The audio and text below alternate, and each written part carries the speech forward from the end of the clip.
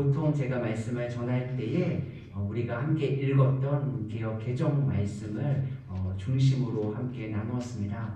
우리가 함께 예배드리는 이곳에 학생 청년들도 있고 또 초등학생들도 있습니다. 그래서 앞으로 제가 말씀 중에 사용하는 성경을 세번역 성경으로 조금 쉽게 기록된 말씀으로 함께 나누도록 하겠습니다. 처음이어서 조금 어색하실 수도 있고 조금 마음이 불편하실 수도 있지만 우리가 함께 예배드리기에 조금 넓은 마음으로 이해해 주시면 감사하겠습니다. 함께 말씀을 나누겠습니다. 사람들이 모여 있습니다. 그들이 어떻게 이 사람을 도와줄 수 있을까 고민하고 생각합니다. 그들이 도움을 주고 싶은 사람은 중풍병 환자입니다. 그는 온몸이 마비되어서 자신의 의지대로 단 한 걸음도 걸을 수 없는 사람입니다.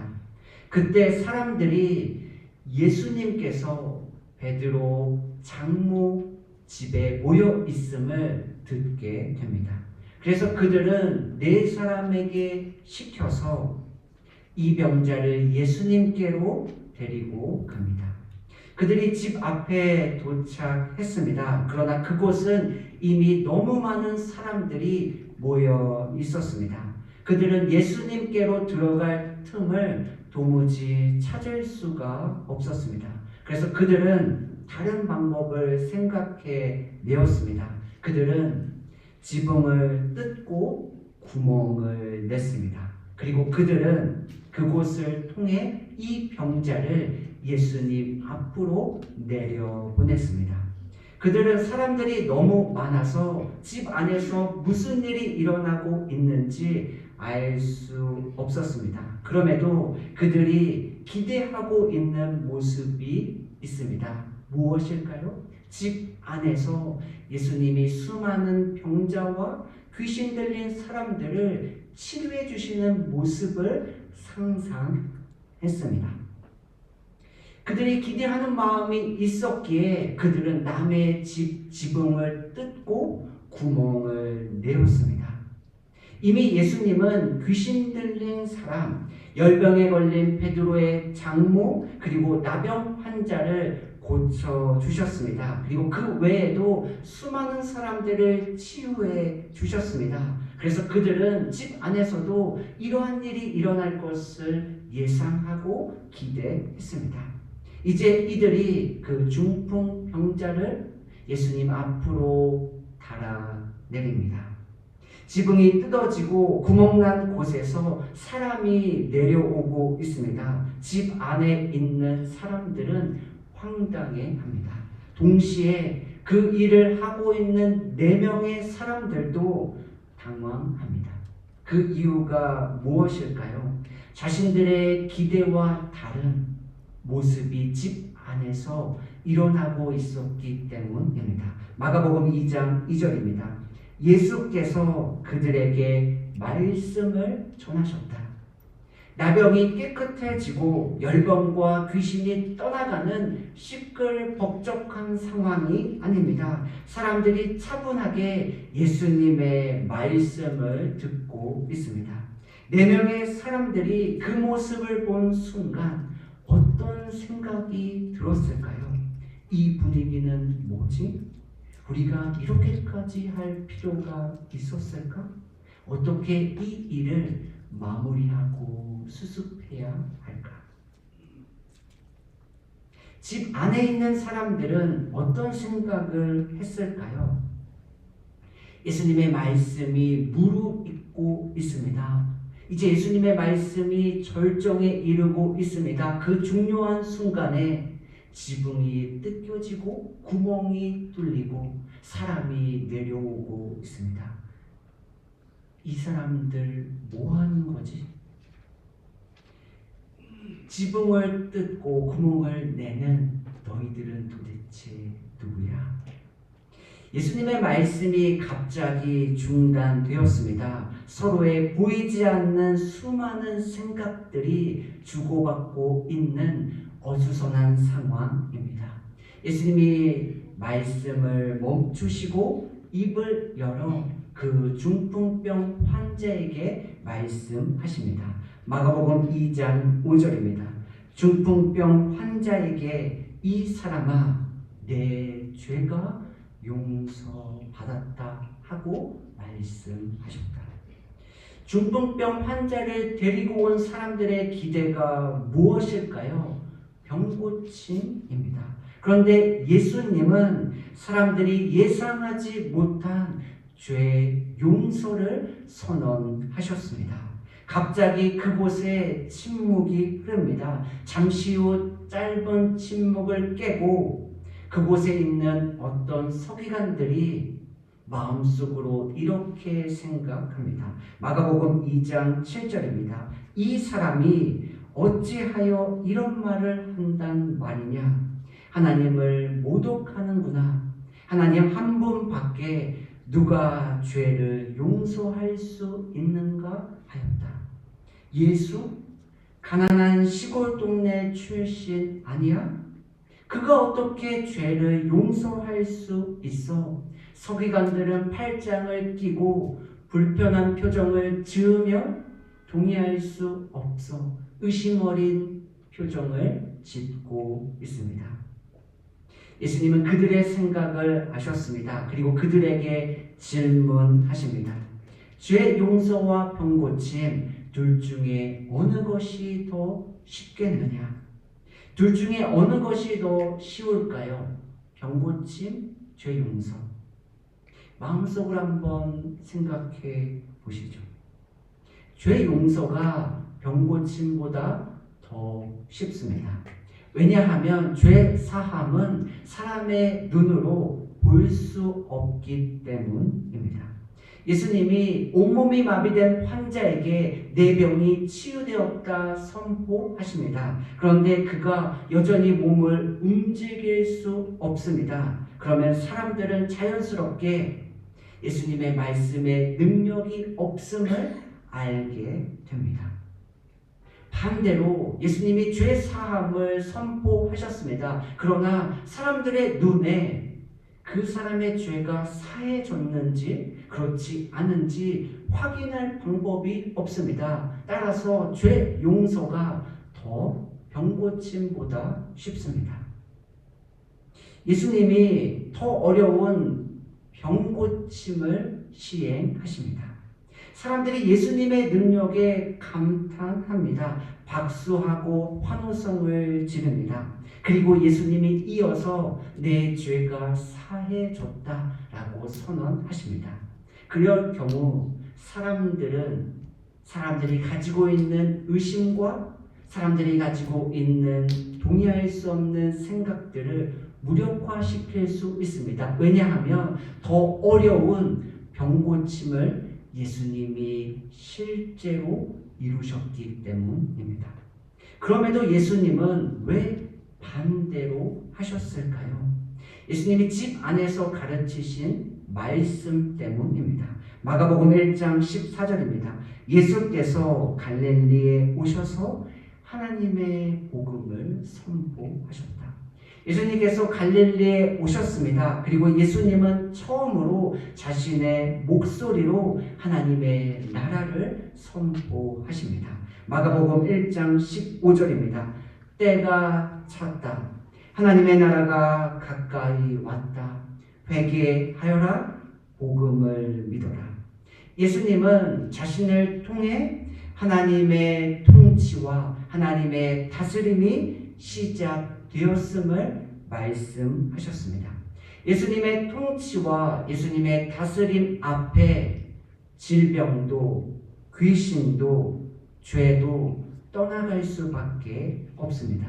예수님은 집 안에서 가르치고 있는 말씀이 실제가 되고 있음을 중풍병 환자를 통하여 보여주고 계십니다.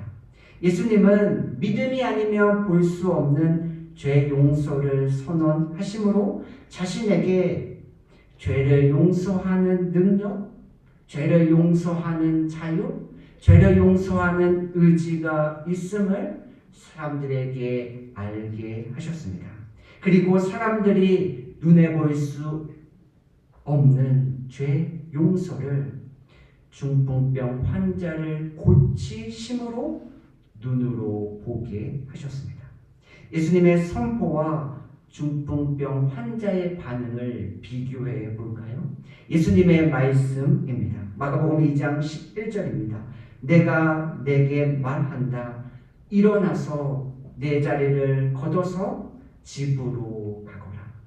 중풍병 환자의 반응입니다. 마가복음 2장 12절입니다. 그러자 중풍병 환자가 일어나 곧바로 모든 사람이 보는 앞에서 자리를 걷어서 나갔다. 예수님의 말씀이 그대로 이루어졌습니다. 예수님이 일어나 걷어서 가라 말씀하셨습니다. 중풍병 환자는 일어나 걷어서 나갔습니다.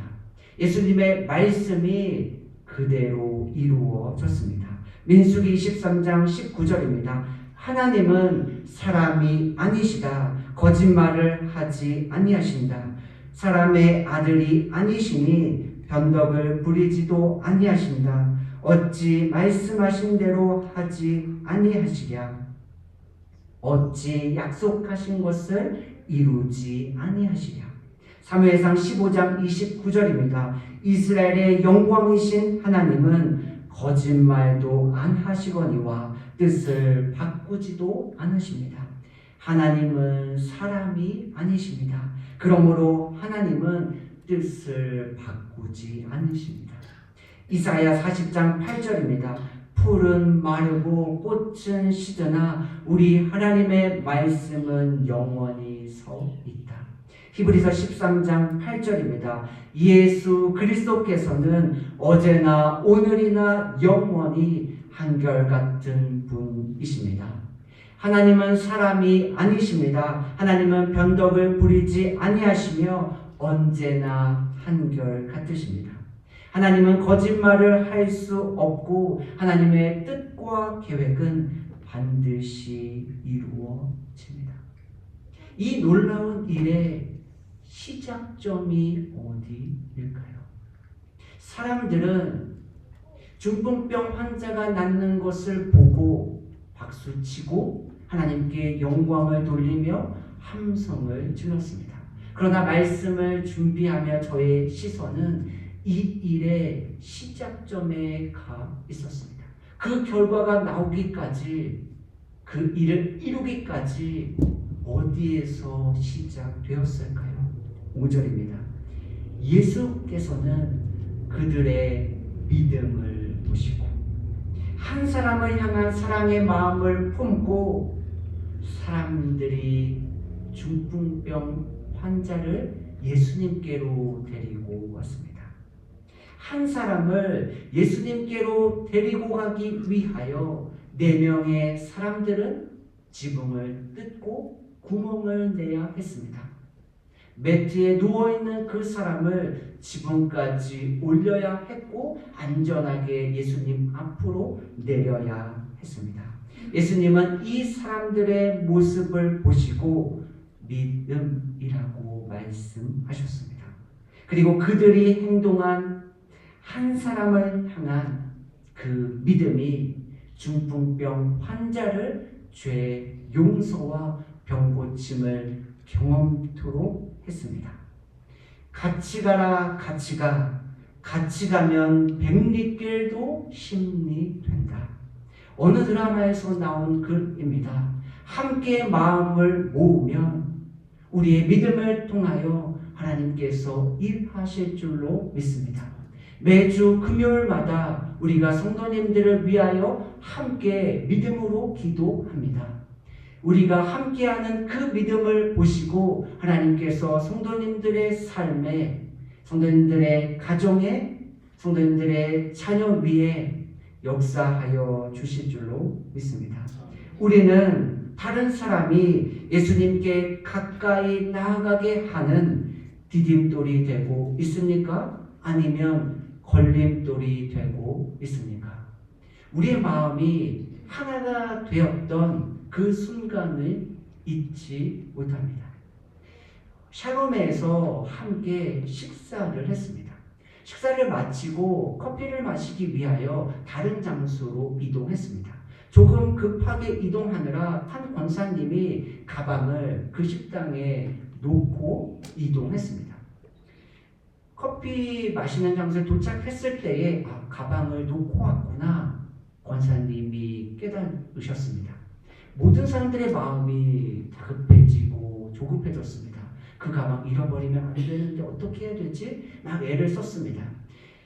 결국 그 가방을 그 장소에서 찾아서 커피 마시는 장소에 왔습니다. 중요한 건 지금입니다. 제가 뚜렷하게 기억하는 너무나도 황홀했던 순간입니다. 권사님과 장로님이 문을 열고 그 커피숍에 들어오는 순간이었습니다. 거기에 모였던 10몇 분 되는 권사님, 장로님들이 그 장면을 보자마자 마치 자기 일인 것처럼 손을 위로 올리고 박수를 치며 환호성을 지르는 그 모습을 저는 지금도 생생하게 기억하고 있습니다. 그 모습을 보면서 성도의 하나됨이 이것이구나. 내 가방을 잃어버린 것도 아닌데 내가 마음 졸이며 찾았을 때 기뻐하는 하나됨이 바로 이것이구나. 이 하나됨이 우리 가운데 일어나기를 소망하고 기도하게 되었습니다. 우리의 마음이 믿음으로 하나가 되면 그 믿음을 보시고 하나님께서 우리의 가정 가운데 우리의 교회 가운데 놀라운 일들을 이루어 주실 줄로 믿습니다. 사람들은 결과를 보고 박수치고 환호성할 수도 있습니다. 그러나 우리의 시선은 그 결과 이전에 그 과정으로, 그 출발점으로, 그 시작점으로 가야만 합니다. 그렇구나. 우리의 마음이 하나가 되었을 때, 우리가 한 마음으로 하나님 앞에 예배하였을 때에 하나님이 영광을 받으시고 하나님의 일들을 연약하고 부족한 우리를 통하여 이루신다 경험하게 될 줄로 믿습니다. 이 일을 꿈꾸시지 않으시나요? 저와 여러분, 우리의 믿음을 보고 많은 사람들이 예수님을 믿고 죄 용서를 경험하는 일들이 일어나게 되기를 소망합니다. 저와 여러분, 우리의 믿음을 통해 많은 사람들이 삶의 문제가 해결되는 은혜를 경험하게 되기를 소망합니다. 저와 여러분, 우리의 믿음이 우리의 자녀와 우리의 가족들이 그리고 우리의 이웃들이 예수님을 믿고 예수님을 더 사랑하고 예수님을 따라 살아가는 그 시작점, 출발점이 되기를 소망합니다. 그래서 우리가 그리고 우리 교회가 걸림돌이 아닌 디딤돌이 되는 믿음의 삶을 살아가는 저와 여러분, 우리 교회가 되기를 예수님의 이름으로 축복합니다. 아멘. 기도하겠습니다.